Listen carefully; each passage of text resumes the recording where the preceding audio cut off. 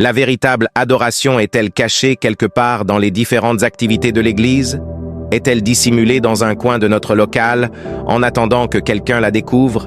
Je me souviens quand, très petit, j'allais à l'église. Cette idée était fermement fixée dans mon esprit, malgré les avertissements répétés des prédicateurs qui disaient qu'on ne va pas à l'église, mais plutôt au culte ou à l'adoration.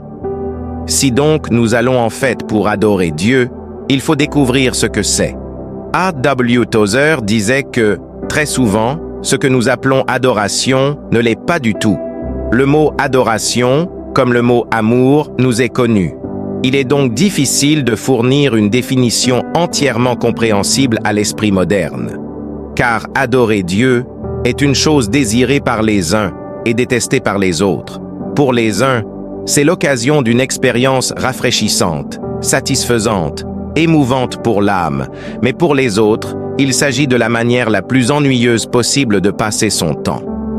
Alfred P. Gibbs dit « Le sens du mot adoration, comme le parfum exquis d'une rose ou comme le goût délicieux du miel, est plus facilement ressenti que décrit. » Bien que Gibbs ait sans doute raison, nous sommes tout de même tenus à chercher une définition biblique pour l'adoration de Dieu. Autrement, nous ne saurons pas si ce que nous vivons constitue une véritable adoration.